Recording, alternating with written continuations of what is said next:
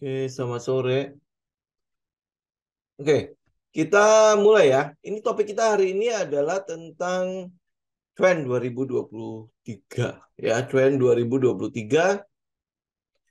Ini yang mau kita bahas ya. Biasanya kan kita membahas tren ini di em, akhir ya, akhir-akhir 2000, akhir akhir bulan lah ya, akhir tahun ya biasanya kan. Jadi kayak market outlook segala macam ya. Nah, yang kali ini kita baru akan bahas itu di bulan seperti ini. Dan mungkin kalau saya pikir ya itu yang jauh lebih baik. Kenapa? Karena market juga dalam keadaan baik-baik saja. Ya. Nah, sekarang sebelum kita masuk ke dalam tren 2023, kita akan bahas dulu mengenai siklusnya, siklus dari si indeks harga saham gabungan itu sendiri. Ya, siklusnya gimana? Ini udah sempat saya share juga di Telegram. Teman-teman juga mungkin udah sempat ngelihat juga ya. Nah, kalau lihat dari siklusnya, ini baru dari tahun 2013. 2013 sampai ke hari ini. Mungkin kalau lihat dari chart akan jauh lebih enak kayaknya ya. Oke, ini adalah ini kalau ini kita lihat dari chart ya. Kecilin dulu. Oh, ini nggak bisa kecil lagi nih. Lihat dari mandi. Oke, kita buka chat mandi ya, jadi biar bisa kelihatan semua. Nah, oke. Ya, kita akan mulai dari tahun ini ya, tahun 2008 ya. Kenapa kita nggak mulai dari kemarin itu yang sebelumnya marketnya cenderung flat ya, cenderung flat, dan kita tahu bahwa sebelum 2008 itu juga market Indonesia itu ya masih muda banget lah, masih apa ya, pergerakannya juga cuma segitu-segitu saja ya. Jadi waktu 2008 ada subprime mortgage itu terjadi koreksi di sana. Oke. Nah, setelah koreksi apa yang terjadi pada market? Yang terjadi adalah market rally, dan itu rally-nya cukup panjang. Dari 2009, berarti 2008 akhir, itu rally sampai sempat ada penurunan di 2011 ya, tetapi itu kecil. Nah, sampai 2013. Jadi sampai ke resesi berikutnya. Jadi dari 2008 sampai ke resesi berikutnya itu ada periode hampir sekitar 5 tahun. 2008 sampai ke 2013. Benar ya? Itu periode 5 tahun. Kemudian terjadi kontraksi. Di situ itu apa namanya? The Fed mulai melakukan yang namanya tapering. Ya, masih ingat ya? Ini saya cuma refresh aja, itu semua data-data udah ada di masa lampau ya. Nah, setelah tapering, teman-teman bisa lihat ya, apa yang terjadi setelahnya. Dari 2013 terjadi rally lagi. Ya, jadi ada rally lagi. Jadi setelah koreksi, kemudian rally lagi. Nah, rally-nya berapa lama? Dari 2013 akhir, itu rally sampai ke sekitar 2015. 2015 awal ya. Itu rally. Nah, pada saat 2015, ini berarti periode singkat sekali ya. Setelah tapering, kemudian terjadi krisis sedikit ya, atau sering disebut sebagai mini krisis. Ya, mini krisis. Kenapa? Pada saat itu salah satu negara Uni Eropa yaitu Yunani itu tidak mampu bayar atau default. Oke? Nah, ini mini lah ya, mini. Kemudian dia terjadi koreksi di situ. Nah, setelah koreksi itu terjadi rally. Jadi dari rally-nya dari 2015 akhir itu sampai ke 2018. 2015 sampai ke 2018. Kurang lebih berapa? Hampir 3 sampai 4 tahun ya. Hampir 3 tahun lah ya. Nah, pada saat di sini teman-teman bisa lihat ya, ini kan masih pemerintahan SBY kalau tidak salah ya, 2013, karena Presiden Jokowi baru di 2014. 2014 juga mulai Oktober kan. Nah, jadi periode ini yang penurunan ini, yang krisis Yunani itu ya pas terjadi pada pemerintahan Jokowi. Kemudian pada awal pemerintahan, teman-teman lihat nggak? Di situ kan keluar banyak sekali paket-paket kebijakan ini, kebijakan 1 sampai kebijakan berapa kan. Nah, kemudian rally. Ada periode di mana rally itu terjadi, koreksi rally, dan habis itu dia udah dipucuk lagi nih. Di 2018 sampai ke 2019, saya nggak tahu teman-teman mungkin masih masih bisa ngerasain atau masih ingat nggak ya? Di situ kalau teman-teman mau mau berbisnis ya, mungkin keadaan ekonomi pada saat itu ya, kayaknya ekonominya udah mentok-mentok ya, tetapi itu dipaksakan terus ya, dipaksakan terus survive gitu, tetap ada di situ, jadi dia tetap bertahan. Dan pada 2018 sampai 4 tahun kemudian, teman-teman tahu ya, ada satu sosok ya yang tiba-tiba menjadi presiden US, yaitu Donald Trump. Nah, itu di situ kan gonjang-ganjing pasar mulai terjadi ya. Di situ ada perang US-China. Kemudian si Donald Trump itu perang dagang juga sama Eropa, perang dagang juga termasuk sama Indonesia. Dia mencoba untuk memperkecil lah defisit yang ada di US sana. Jadi akhirnya komoditi turun dan lain sebagainya. Nah, itu lebih ke arah seperti topping ya. Ya, market topping. Jadi tapi pemerintah negara-negara ya itu mencoba untuk sekuat mungkin bisa mempertahankan keadaan ekonomi saat itu agar tidak jatuh ya, agar tidak jatuh. Nah, sampai akhirnya COVID datang. Nah, kalau pada saat COVID datang udah nggak ada satupun yang bisa ya bisa mempertahankan keadaan saat itu. Jadi akhirnya kolaps. Ya ini kan baru 3 tahun yang lalu kan, di 2000 berapa nih? 2020 awal. Ya 2020 awal jebret turun kan? Itu berapa lama? 1 2 3 bulan. Ini kalau dilihat sih 3 bulan ya, 3 candle. Kemudian setelahnya kemudian terjadi rally. Nah, rally di sini ya teman-teman tahu lah, ini bakar uang banyak sekali kan, cetak uang segala macam, akhirnya membuat si perekonomiannya naik. Jadi likuiditasnya itu berlebihan sekali di sini, dan akhirnya ya sampai hari ini kita udah mulai ada di atas lagi nih. Udah setelah ada rally berarti dari 2020 awal sampai ke 2022 awal. Jadi ini berarti berapa lama? Hampir 2 tahunan ya, hampir 2 tahun, hampir 3 tahun kita rally di situ. Nah, setelah rally itu apa yang terjadi di situ? Topping lagi. Nah, ini yang mau saya ajak teman-teman untuk melihat polanya ya.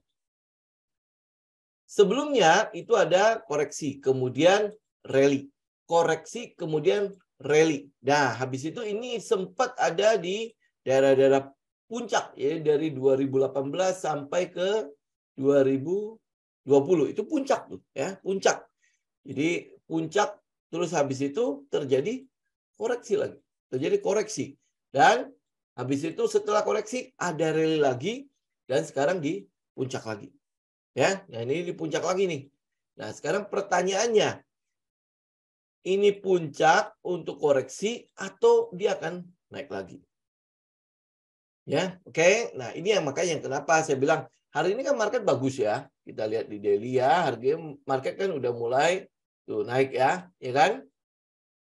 Ada kenaikan market udah berapa hari itu ya, selama 1 minggu ya, 1 2 3, ini udah 6 candle nih.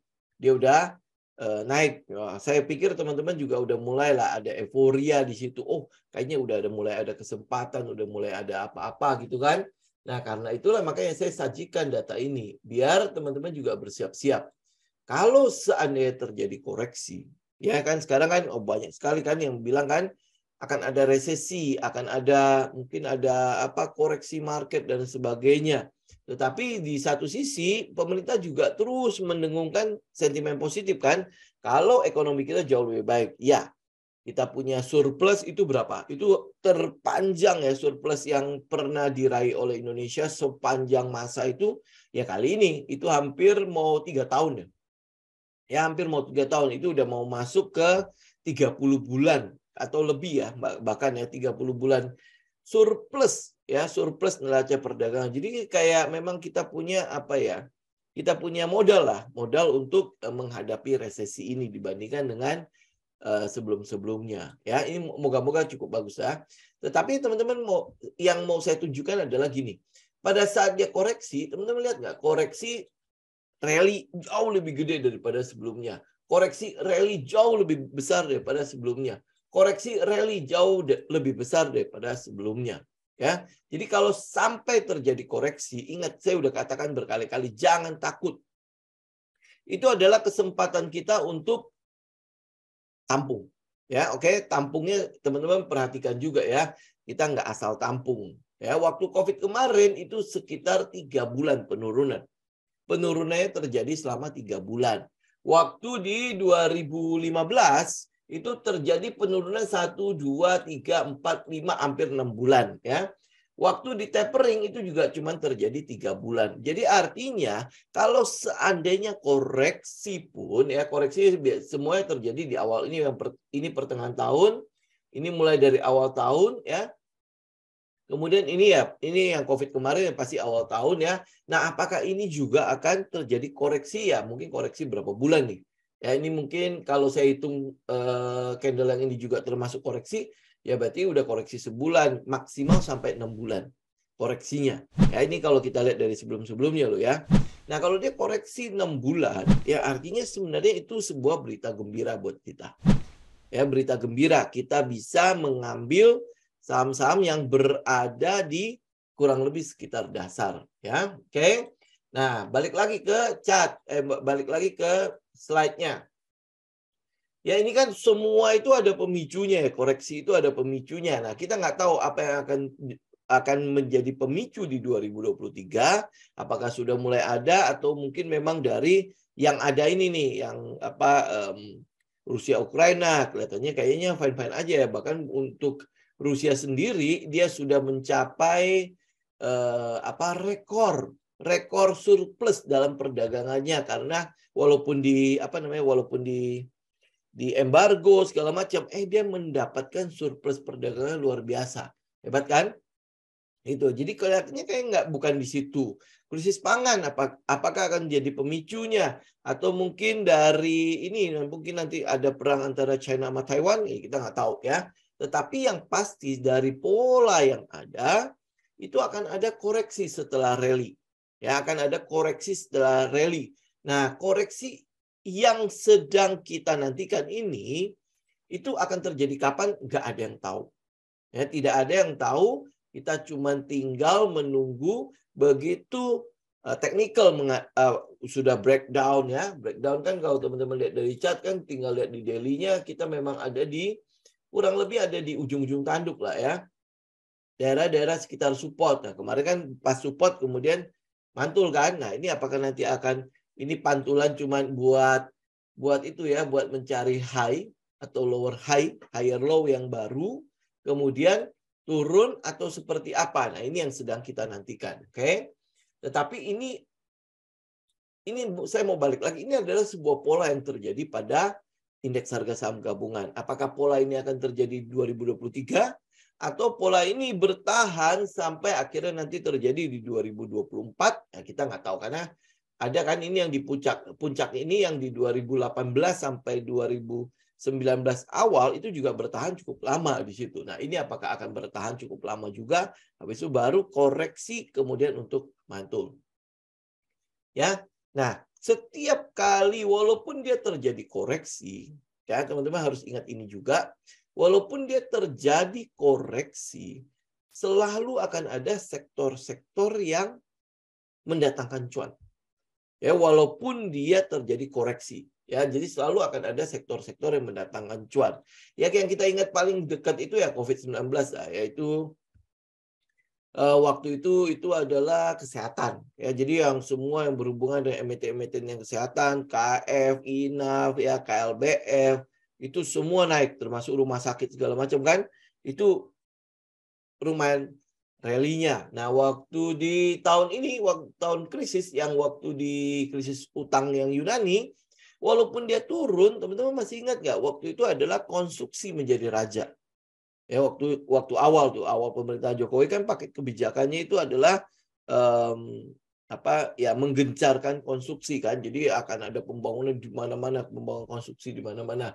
Nah, di situ emiten konstruksi kan luar biasa ya.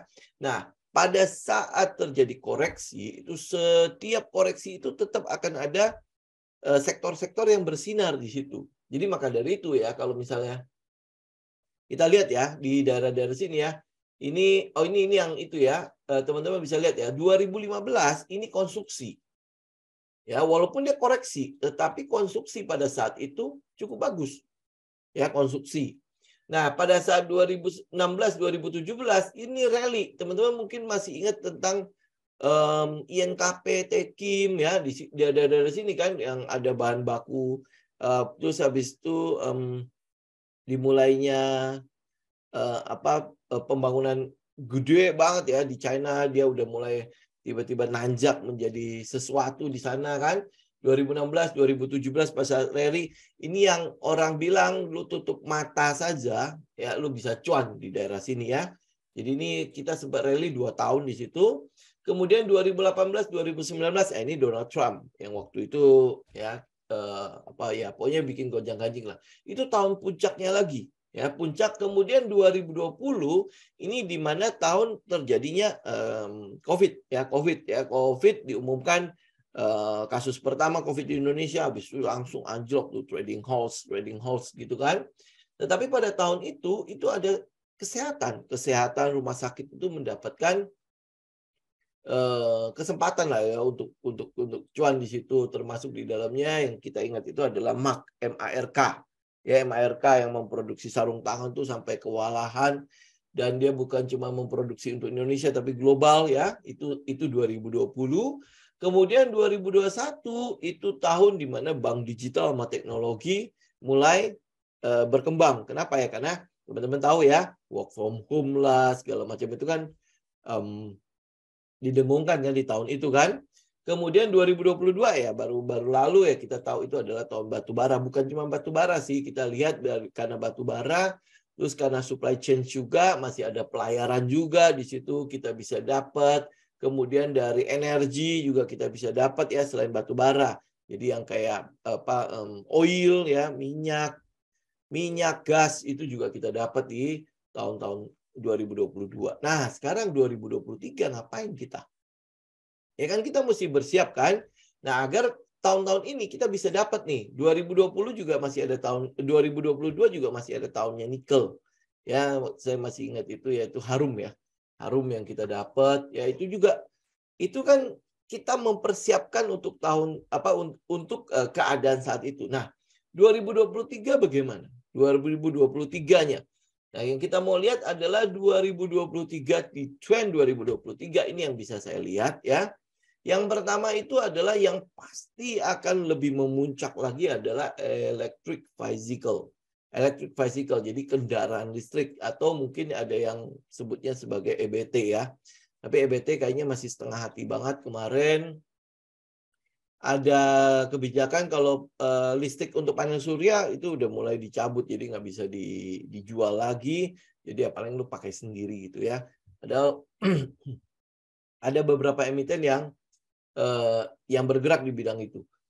Ya, nah tapi kita mau konsen dulu di electric bicycle ya. Kita lihat di tahun sebelumnya itu sudah menanjak, terutama di nikelnya.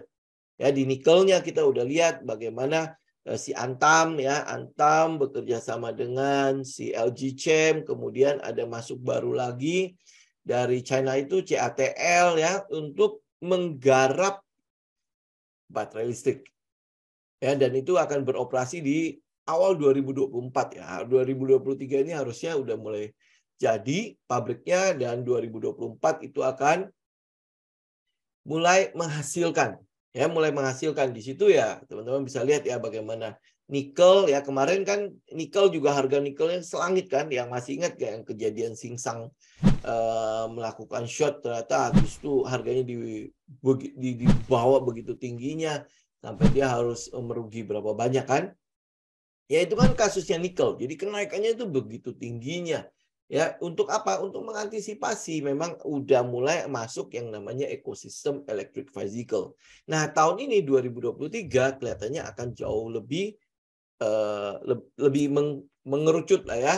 Di mana LG Chem ya IBC itu Indonesia Battery Company itu sudah mulai akan beroperasi. Jadi ya pasti akan mulai lebih meningkat lagi. Kemudian berita terakhir adalah mengenai Tesla. Ya, Tesla kelihatannya udah masuk ke dalam tahap finalisasi. Ya ini yang kita harapkan ya, siapa tahu ya tiba-tiba udah ada berita yang lebih kencang lagi nih mengenai Tesla, kita tinggal ikutin aja. Tapi yang pasti adalah electric bicycle ini itu udah nggak bisa kita bilang apa ya, nggak bisa dibilang ditunda lagi karena Indonesia termasuk global ya 2030 itu kan udah pasti akan mengejar yang namanya zero carbon ya, zero emisi ya kan. Jadi mereka akan kejar. Nah, apalagi Indonesia sebenarnya punya kesempatan gede di mana tren electric bicycle itu baru mulai. Kita bisa lihat yang paling dekat sama kita itu adalah China. Ya, kalau US kan mungkin agak tahu jauh ya. Di China itu electric bicycle-nya itu udah jauh lebih berkembang. Dan yang kita lihat hampir boleh dibilang udah mulai sebagian besar mulai mengarah kepada electric bicycle. Nah, termasuk di Indonesia sekalipun. Indonesia kan cuma baru ada yang namanya Hyundai. Ya, Hyundai Ioniq sama Kano. Kemudian ada yang terbaru itu adalah Wuling. Wuling kan yang kecil itu tuh. Nah, kabarnya ya, kalau teman-teman beli sekarang itu jarak antriannya itu udah hampir 3 bulan. Hampir 3 bulan. Apalagi kalau yang Wuling mungkin agak lebih pendek ya. Kenapa? Karena dia build up kan. Sedangkan kalau untuk yang Ioniq itu mereka bikin di sini. Ya, bikin di sini. Nah, beberapa yang mungkin akan nyusul itu kayak Indi sama Foxconn itu mungkin nanti. Kemudian ada yang terakhir itu adalah BYD ya, BYD Group. Nah, BYD Group ini saya masih belum terlalu jelas ya. Ini dari China. Apakah dia akan konsentrasi di baterai listrik saja atau dia sekalian bikin yang namanya pabrik mobilnya. Ya, pabrik mobilnya. Itu electric bicycle untuk mobil ya. Kita akan bicara mengenai mobil dulu ya. Kenapa? Karena kalau bicara mengenai mobil, komponennya lebih besar dibandingkan dengan kalau bicara mengenai motor. Kan mobil electric bicycle itu ada dua tuh, motor sama mobil ya. Ya. Nah, mobilnya ekosistemnya itu tidak semudah motor. Saya mungkin pernah cerita kan ya, ada ini ya, memang udah ada pendapat pakar bahwa motor yang akan jauh lebih cepat berkembang karena ya dia nggak butuh sesuatu yang sampai berkelimpahan lah ya. Nah, sedangkan kalau mobil ya pabriknya semua itu teknologinya segala macam itu harus lebih kuat lagi. Nah, ini nanti kita akan bahas di next slide ya, lebih itu lagi. Nah, yang kedua itu adalah tahun pemilu. 2023 ini akan menjadi persiapan untuk 2024 ya. Persiapan untuk 2024. Bahkan mungkin rangkaian untuk kegiatan pemilunya itu juga sudah akan dimulai di 2023. Kemarin kan sudah mulai itu ya, bahas soal penomoran juga udah kelar ya. Nah, sektor yang mungkin akan diuntungkan oleh adanya event pemilu ini ya 3 ini ya. Ini mungkin kalau nggak keburu berarti kita bahasnya di besok ya. Nah, di situ ada retail. Retail itu ya berhubungan dengan karena pasti ada likuiditas yang dikucurkan lah biasa kan.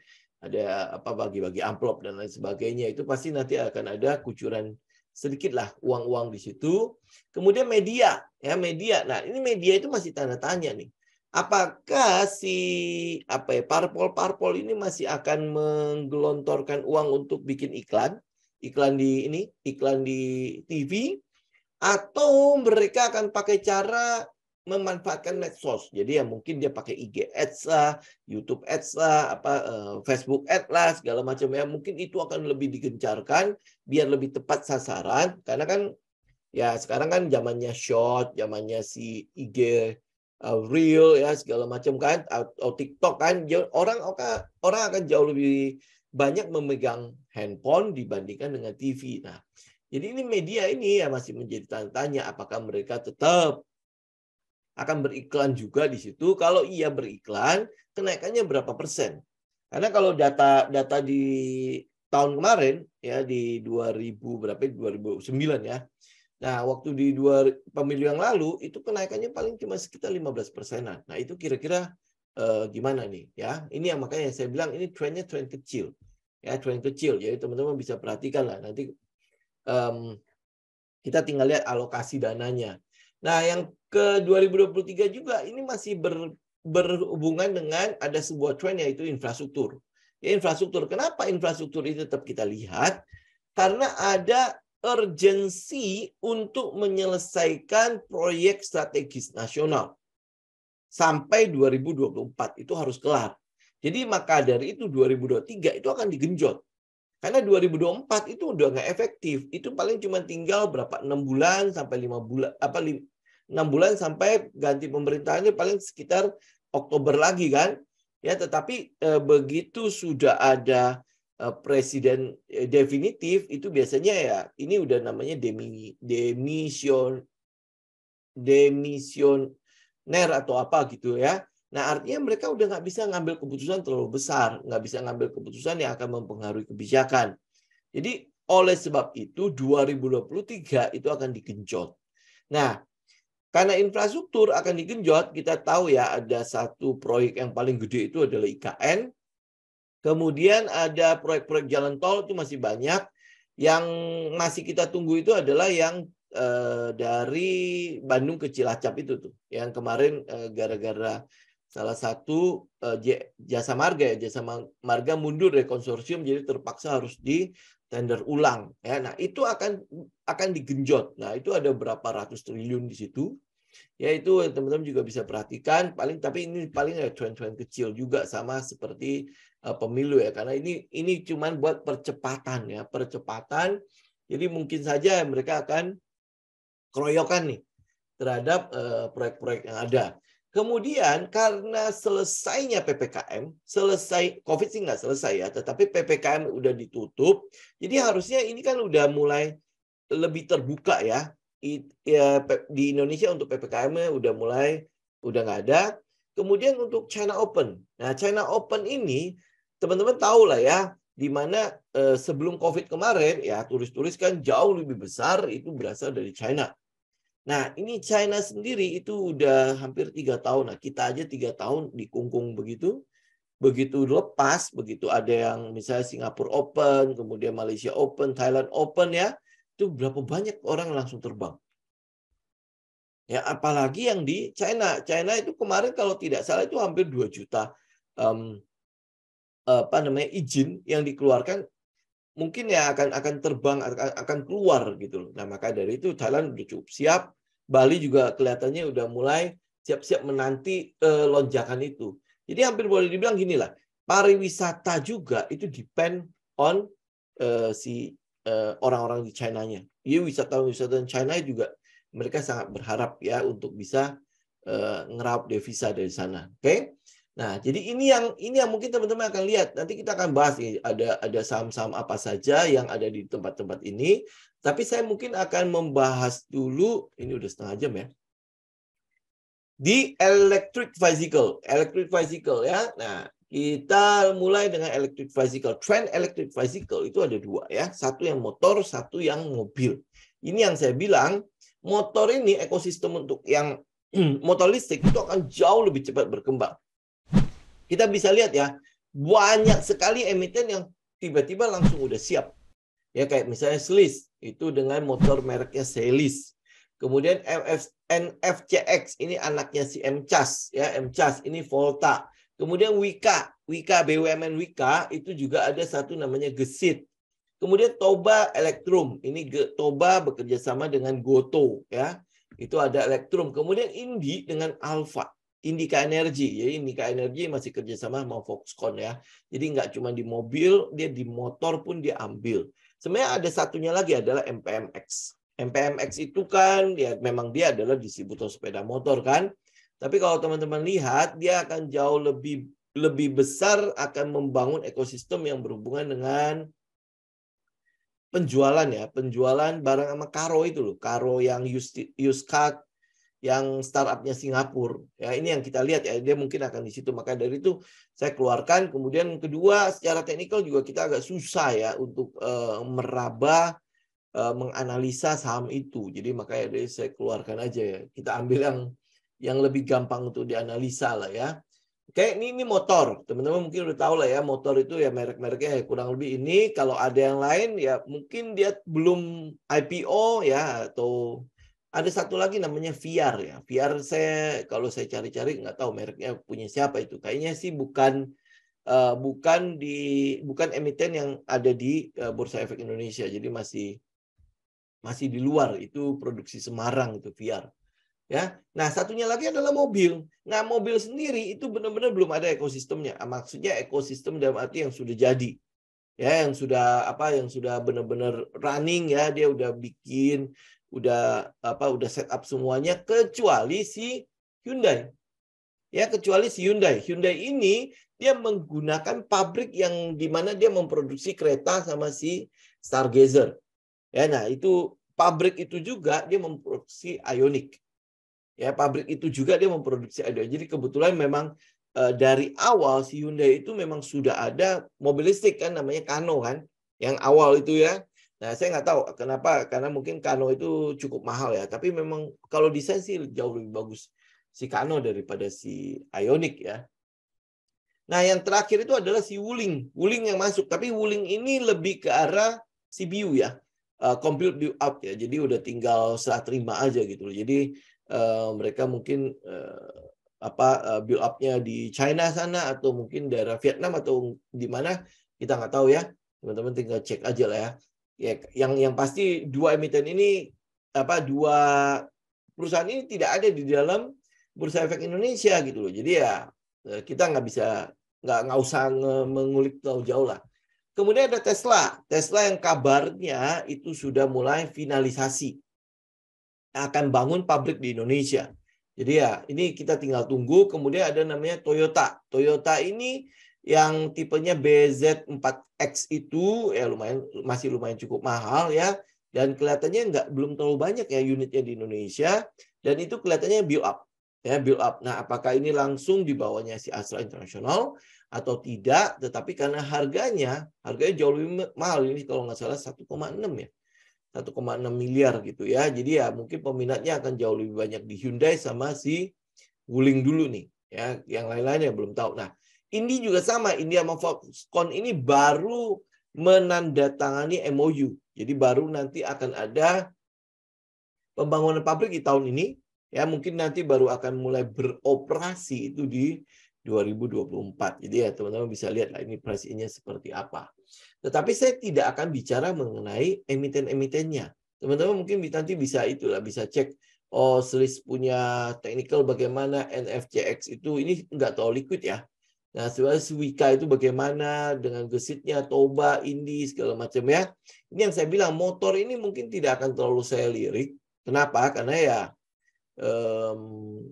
jualannya kan paling cuma segitu doang ya, paling 12 jutaan, terus habis itu nanti ada insentif ya, saya nggak tahu nanti apakah akan turun, tapi yang pasti untuk menggenjot fundamentalnya si emiten-emiten ini, kalau mengandalkan motor listrik saja kelihatannya nggak akan terlalu drastis banget ya. Jadi ya mungkin nanti pergerakannya mungkin akan cukup pelan-pelan lah, kecuali emiten tersebut memang udah mati, maksudnya udah dalam keadaan mati suri sebelumnya ya, teman-teman tahu lah ya, bisa ngeraba lah ya kira-kira mana yang pernah mati suri sebelumnya ya, dari 14.000 loh dia turun sampai ke bawah. Nah, kalau terjadi tiba-tiba ada pemasukan terus habis itu ada lonjakan ya, mungkin itu teman-teman bisa perhatikan nanti. Ya, tetapi ya kita mesti tahu dulu nih laporan keuangannya dari motor listrik ini kira-kira berapa persen yang akhirnya menggenjot revenue atau pemasukan dari emiten tersebut. Oke, ini ya cuma tinggal bahas teknikalnya saja. Nah, tetapi yang saya mungkin lebih tertarik adalah pada mobil listrik. Kenapa? Karena bahan bakunya, ya terus habis itu onder deal segala macam itu dibutuhkan banyak dan banyak pihak yang akan terlibat di situ, termasuk di dalamnya adalah komoditas. Ya, akan ada komoditas yang banyak sekali yang akan yang dibutuhkan untuk dijadikan sebuah mobil. Beda banget kalau misalnya dengan motor ya. Nah, bahan bakunya apa? Ya, teman-teman pasti tahu lah ya. Satu adalah nikel. Ya, nikel saya nggak akan bahas lagi karena itu udah tahun lalu ya, itu udah lewat lah ya. Jadi 80% kandungan baterai listrik itu ya itu. Ya, itu mobil listrik. Oke. Itu juga baterai itu juga kalau tidak salah adalah 80% dari harga mobil listrik itu sendiri. Ya, ini yang menyebabkan multi finance itu berpikir berapa kali untuk bisa membiayai yang namanya mobil listrik. Ya karena kalau kalau baterainya mati, sebenarnya itu mobil udah benar-benar nggak ada gunanya, gitu ya. Tapi ya ini yang itu ya, yang nikel. Tapi itu udah teman-teman pasti udah tahu lah semua pembahasannya. Nah, yang di 2023 saya ingin berkonsentrasi pada dua hal ini. Yang pertama adalah aluminium, yang kedua adalah tembaga. Ini adalah dua komponen yang juga besar. Ya, bahkan salah satu komponen ini yang namanya tembaga ini adalah komponen terbesar sebenarnya yang dibutuhkan oleh sebuah mobil listrik. Ya, oke. Nah, jadi tembaga ini gunanya untuk apa? Untuk wiring, untuk kabel-kabelnya. Ya, asal ini mungkin sekedar informasi. Teman-teman kalau mungkin tahu ya mobil biasa ya, mobil bensin atau mobil solar itu kan dia pasti ada wiringnya juga ya. Ada kabel-kabel yang dibutuhkan di situ. Nah, biasanya mobil biasa ini, mobil yang bensin atau yang solar ini, dia butuh komponen atau kandungan tembaga dalam mobil itu sekitar hampir plus minus 20 kilo. Ya, tembaga untuk satu mobil itu sekitar 20 kilo. Itu mobil biasa. Nah, sedangkan kalau untuk mobil listrik itu butuh lebih besar daripada itu. Anggaplah 2 kali lipat, berarti sekitar 40 kilo. Ya, 40 kilo. Nah, kenapa saya bilang teman-teman bisa concern di tembaga ini? Karena metal tembaga ini adalah metal yang belum bisa digantikan dengan metal yang lain dalam hal memproduksi misalnya kayak kabel. Ya, jadi kabel ya untuk yang penghantar listrik itu dia yang terbaik. Ya, dia yang terbaik. Oke, dan sampai hari ini belum ditemukan penggantinya, ada substitusi untuk menggantikan tembaga belum. Ya, kalau teman-teman lihat tembaga dipakai untuk kabel, itu bukan cuma untuk mobil listrik ini toh. Mobil listrik ini cuma tambahan dari sebuah produk yang membutuhkan tembaga. Jadi sebelum ada mobil listrik, dia sudah dibutuhkan di konstruksi. Ya, konstruksi itu butuh tembaga.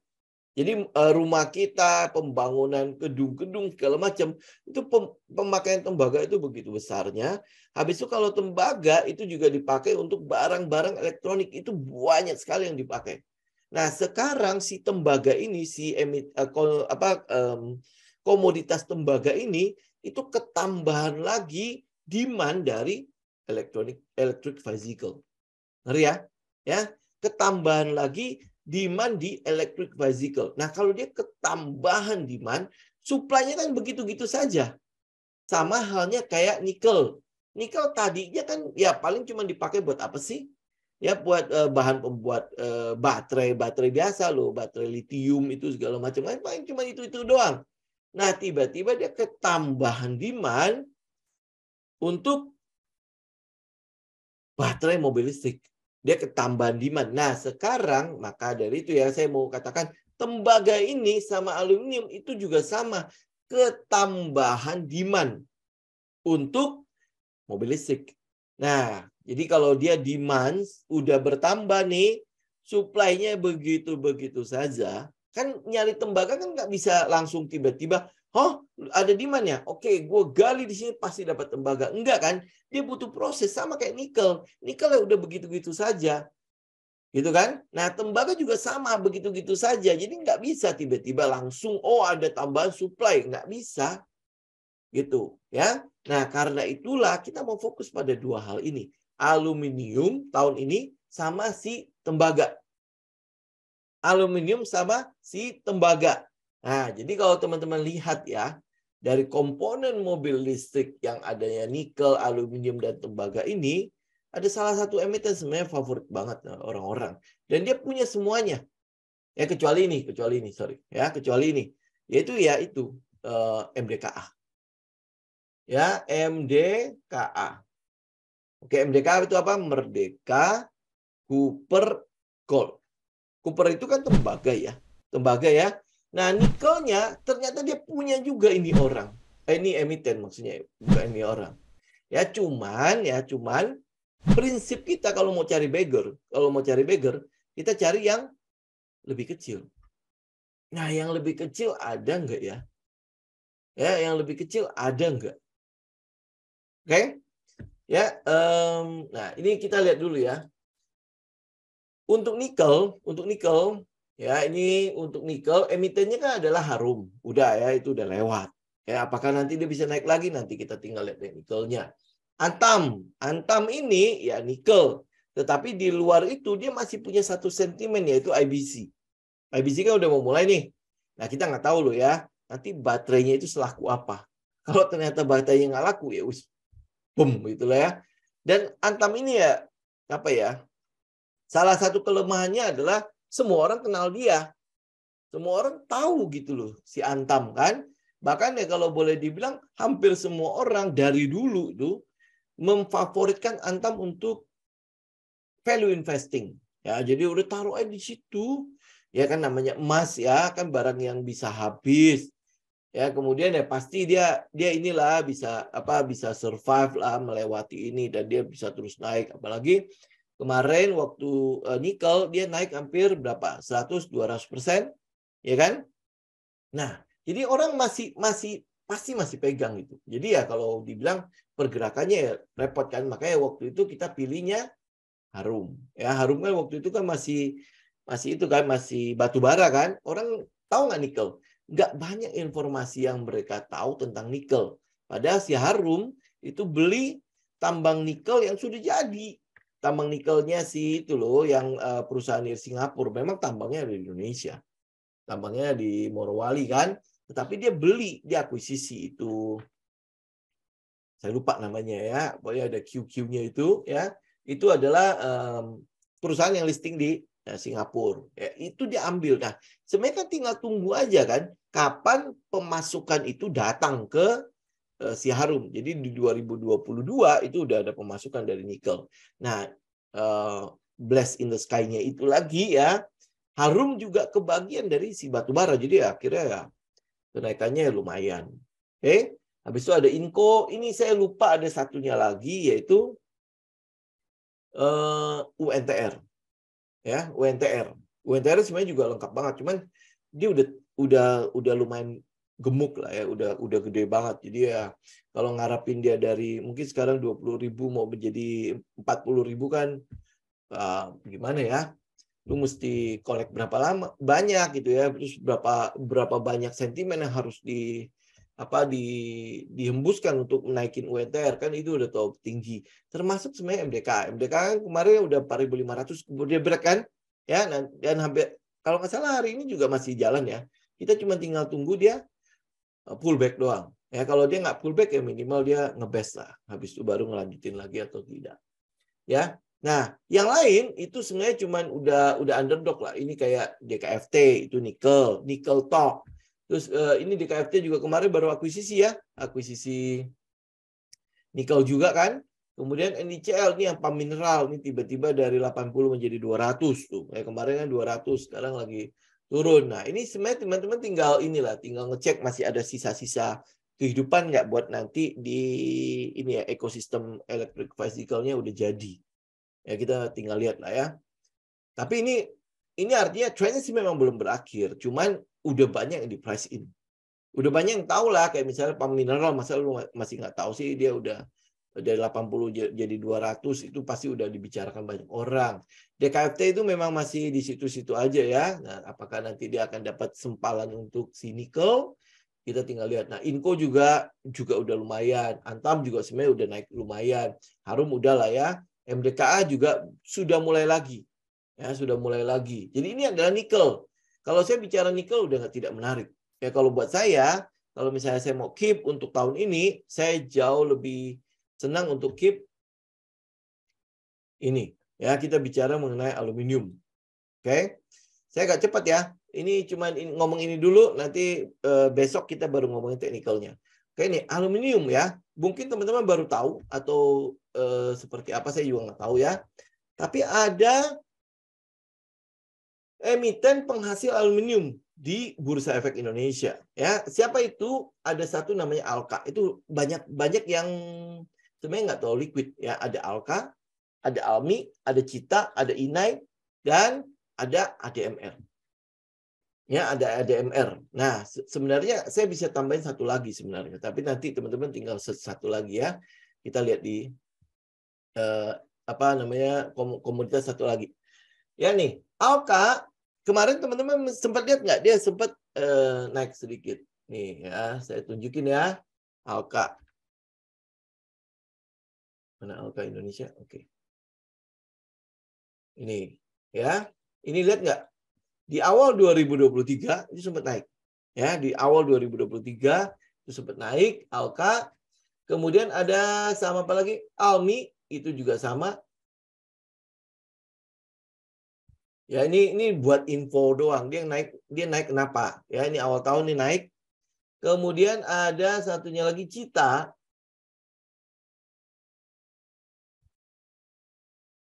Nih ya, dia sempat naik. Ini lumayan itu ya. Udah lumayan mahal juga ini. Ya ini ya, ini sempat naik sampai ke 4.800 kemudian turun ya.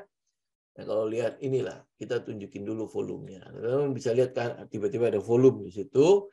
Nah, habis itu ADMR. ADMR pasti semua orang tahu lah ya.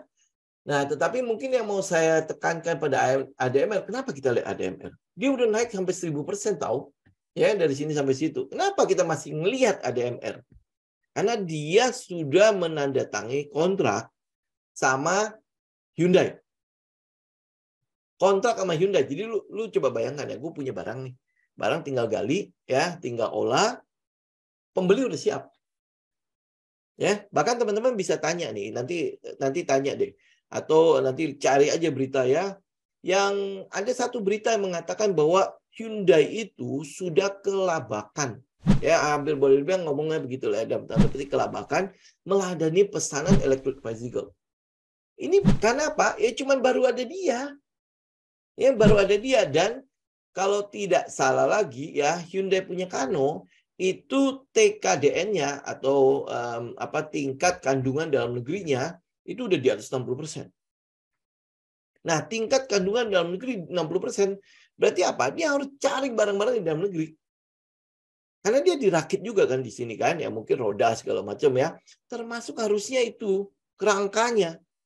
Kerangkanya ya, lu lihat lah. Kalau misalnya teman-teman mungkin sekali-sekali coba mampir ke showroomnya si Hyundai. Ya coba lu ketok. Itu beda dengan si rangkanya si ini. Rangkanya mobil-mobil yang kita yang sering kita naiki itu kan, yang rangka yang kita punya itu baja. Mereka punya itu aluminium, kandung aluminium. Kenapa? Karena mereka butuh seringan mungkin, sehingga mereka punya jarak tempuh itu bisa sejauh mungkin. Ngerti ya? Ya, karena tenaga kuda mesinnya itu nggak bisa apa ya? Ya teman-teman tahu mekanik akan tahu bahasanya lah ya. Dia nggak bisa digenjot kayak mobil biasa. Dia butuh teknologi nanti tambahan, baru mungkin nanti dia bisa lebih kencang lagi. Nah, jadi untuk bisa membuat si mobilnya jarak tempuhnya lebih jauh, maka dia harus lebih enteng. Nah, lebih enteng nggak mungkin pakai baja. Nggak mungkin pakai baja. Mungkin ada bagian-bagian tertentu yang perlu dilindungi pakai baja. Nah, bagian besar itu pakai aluminium. Ya, jadi lebih enteng. Ya, kalau mau lebih enteng lagi pakai litium tuh yang buat bahan pesawat tuh ya, tapi kan jauh lebih mahal ya. Oke, nah ini teman-teman udah bisa lihat kan, awal tahun sebenarnya udah ada gejolak. Awal tahun itu sebenarnya udah ada gejolak. Tinggal teman-teman tungguin. Ini kayak ADMR, kalau mau cicil, silakan cicil ya. Tapi ini trend, kita juga ikut si indeks harga saham gabungan. Seandainya nih indeks itu turun, ini kan bisa dapat lebih murah lagi barang-barang ini. Betul nggak? Ya, apalagi kalau misalnya harga dari barang-barang ini itu sebenarnya udah lumayan di dasar. Jadi penurunan indeks biasanya udah nggak akan tahu jauh-jauh mempengaruhi dia. Jadi kalau gue cicil sekarang, gue tahu lah resikonya mungkin akan lebih kecil jika terjadi penurunan dibandingkan kalau misalnya gue ambil Harum, dibandingkan kalau mungkin gue ambil Antam gitu kan, di mana harganya kan udah di atas tuh. Ya kalau indeks turun ya otomatis dia mungkin akan turun juga. Gitu. Mungkin akan turun jauh lebih jauh lagi. Kenapa? Karena mereka tanggung. Ya kan tanggung. Kayak ADMR juga sama kan, tanggung kan. Ya udah naik, terus turun tapi tanggung nih di tengah-tengah. Jadi kalau indeks beneran bisa turun, kita nggak tahu triggernya apa, itu adalah kesempatan kita untuk siap-siap ngolek-ngolek dana emiten-emiten ini. Ya, yang mana kita tahu bahwa tren ini itu nggak mungkin bisa dibatalkan. Ya, tren ini tidak mungkin bisa dibatalkan. Ingat loh ya, tren ini tidak mungkin bisa dibatalkan. Electric bicycle itu sudah ada keputusan presidennya, udah ada undang-undangnya, udah ada belum ya? Mungkin undang-undang EBT mungkin udah masuk ke dalamnya ya. Nah, kita terus habis itu udah ada kesepakatan di konvensi COP. COP itu konvensi tentang perubahan iklim lah ya. Saya lupa namanya apa gitu ya. Kepanjangannya apa? Itu mengharuskan negara berkembang itu 2000 sekian.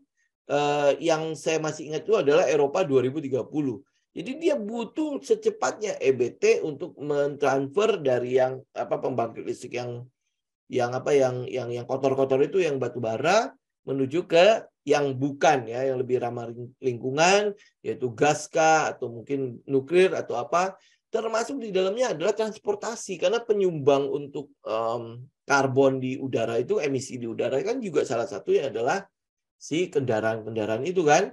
Apalagi 2030 mobil dengan bahan bakar fosil itu sudah tidak boleh menggelinding lagi di Eropa atau di Inggris saja. Nah, teman-teman cek aja. Sudah ada kesepakatan itu, berarti tren ini udah tidak bisa diganggu gugat. Ya, jadi artinya ya lu cepat atau lambat dia pasti akan ke situ. Nah, apakah nanti 2023 itu akan mulai? Kita akan lihat ya. Baterai listrik sudah mulai akan jadi, Tesla mungkin akan masuk, Foxconn sama Indi ya, lahannya juga udah siap. Nanti tinggal tunggu tuh pemilik lahan mana yang dibeli, di Maska, SSIA kah, atau jangan-jangan dia masuk ke Batang juga ya. Batang mungkin ada satu lagi emitennya si Pak Lo ya. Ya, ini aluminium. Nah, satunya lagi adalah tembaga. Ini gue agak cepat ya. Nanti tinggal saya lanjutin di hari Jumat besok ya. Karena Sabtu nggak mungkin kita market update. Oke, yang ini tembaga. Ya, nah tembaga, penghasil tembaga di Bursa Efek Indonesia itu ini. Ya, ini Medco. Medco dulu. MDKA ya, Merdeka Copper and Gold. Dia punya emas, dia punya tembaga, dia punya nikel. Ya, jadi kalau misalnya mereka, ya betul, tembaga ini sebenarnya adalah kalau lu gali emas itu biasanya ada namanya komoditas inilah. Aduh, namanya apa ya? Pokoknya lu ngambang emas itu nanti ada perak, ada tembaga, ada bauksit ya, itu pasti keikut. Tapi ada tempat-tempat tertentu kalau lu nambang tembaga memang jauh lebih baik tembaganya dibandingkan dengan komoditas lain. Ya. Nah, ya itu kurang lebih. Jadi kalau misalnya ditanya, Antam punya tembaga? Punya. Cuman tembaganya jauh lebih sedikit. Porsinya jauh lebih sedikit. Jadi kita ngelihat yang memang porsinya gede. Ya, porsinya gede ya. Misalnya kayak itulah kalau kita bilang ya Merdeka Copper and Gold. Ya, karena dia berani menamakan dia punya perusahaan itu sebagai tembaga. Berarti memang dia penghasil tembaga juga. Ya. Itu MDKA. Nah, kalau lihat ini berarti kan dia ada dua ya. Nikel dia ada, tembaga dia ada, emas pun dia ada.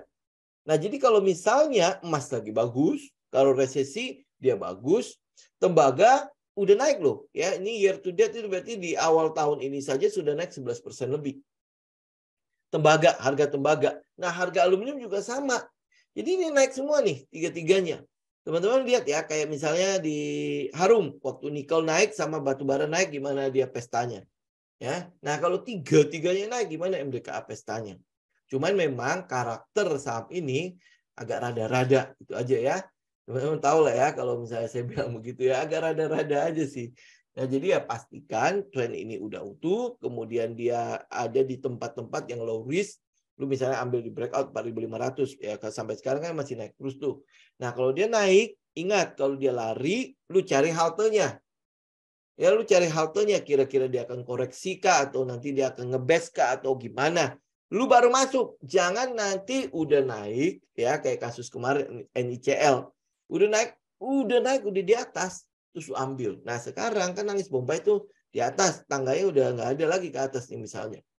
Ya kan lu udah ngarapin mau turun, ayo naik lagi nggak, ayo naik lagi ya. Kita nggak tahu juga kan dia bakal naik apa enggak. Kemudian Medco.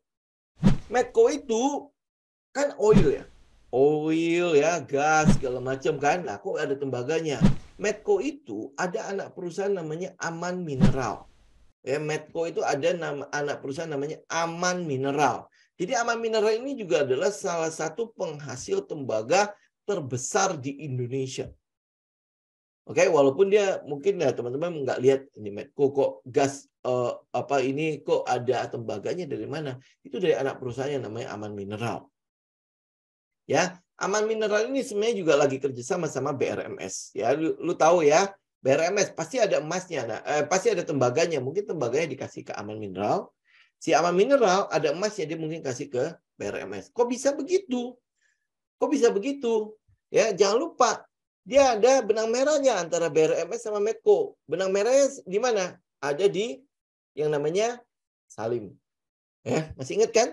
Ya, Salim udah mengakuisisi berapa persen sahamnya si Medco, udah mengakuisisi mungkin sedikit lagi udah atau udah menjadi mayoritas di BRMS. Ya, nah karena benang merah ini makanya mereka bisa kerjasama. Jadi mungkin loh si Medco, si Aman Mineral kalau ke tambang emas dikasih ke BRMS. BRMS itu pabriknya juga teman-teman tahu ya, 2023 ini sudah jadi 2. Nanti 2022 itu sudah jadi 2. Nah, ini lagi bangun lagi, mungkin akan jadi di 2023 dan 2024 itu 4. Jadi total itu adalah 4 pabrik emas. Jadi produksinya akan gede sekali. Nah, kalau emas itu ikutan naik, ya teman-teman lihatlah. Ya, tapi sih nggak ngomongin BRMS, kita ngomongin Medco. Jadi Medco itu akan mendapatkan jatah dari si Aman Mineral. Jadi yang disetorkan kepada induk itu akan jauh lebih besar kalau tren ini benar. Terus habis itu harga tembaga juga mulai naik. Oke, ya. Kemudian ada satu saham lagi namanya TBMS. Ini mungkin nggak terlalu liquid ya. Mungkin teman-teman juga baru dengar, saya juga baru dengar ya saham-saham ini. Ada satunya lagi adalah PSAB. PSAB karena dia punya emas, pasti dia ada tembaganya. Nah, biasanya porsinya kecil. Kenapa? Kenapa porsinya kecil? Karena dia nggak ngeklaim kalau dia penghasil tembaga. Ya, dia lebih ke arah penghasil emas. Tetapi ya porsi untuk PSAB untuk si emasnya itu untuk tembaganya mungkin akan dikasih ke MDKA. Ya, MDKA sama PSAB itu ada kerjasama. Teman-teman tahu nggak? Ya, dia ada anak perusahaan, singkatannya apa? Dia ada anak perusahaan yang kerjasama antara si MDKA sama PSAB. Jadi ya mungkin nanti akan jadi seperti BRMS sama si Aman Mineral. Ya, kalau misalnya lu dapat tembaga, lu kasih ke gua. Kalau gua dapat emas, mungkin gua kelola sendiri atau gimana lah ya. Tapi mereka ada kerjasama MDKA sama PSAB.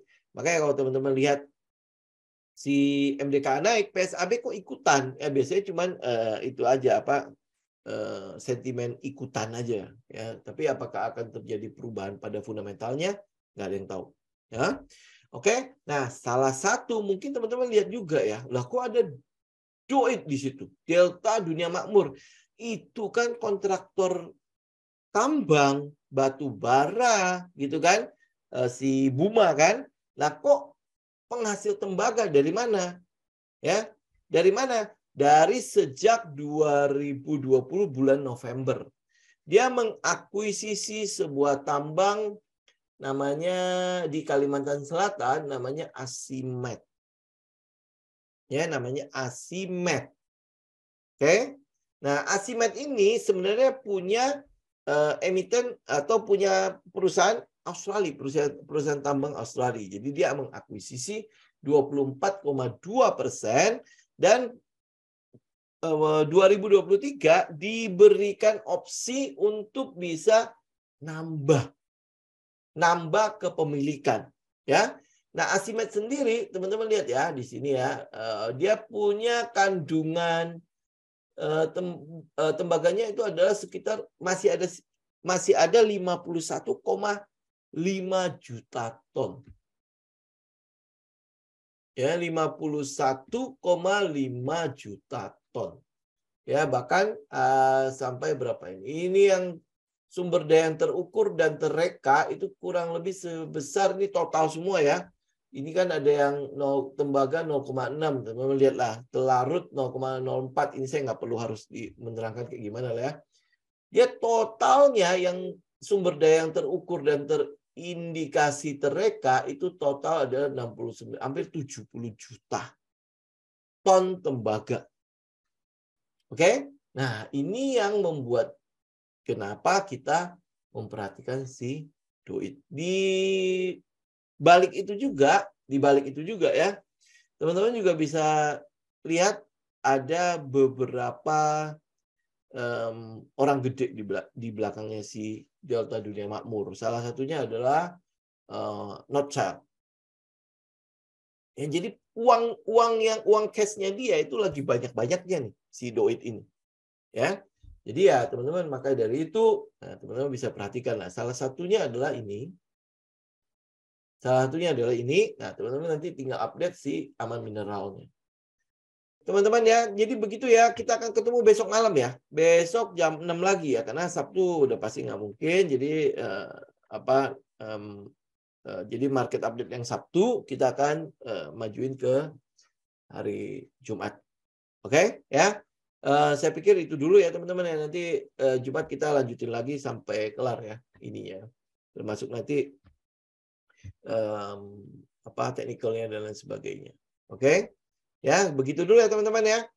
Semoga bermanfaat. Teman-teman tinggal nanti ulik-ulik aja. Ini baru clue juga ya. Nanti tinggal research lebih dalam lagi. Biar lebih tahu nih ada pegangan nih. Kira-kira nanti kalau misalnya gue mau price-in apaan di sini. Nanti udah ambil Medco. Terus Medco, kok turun ya? Ini kenapa gitu kan? Nah, ini moga-moga apa yang menjadi insight hari ini boleh menjadi inilah sedikit clue buat teman-teman melakukan research. Oke? Thank you semuanya. Ya, kita ketemu lagi besok. Oke?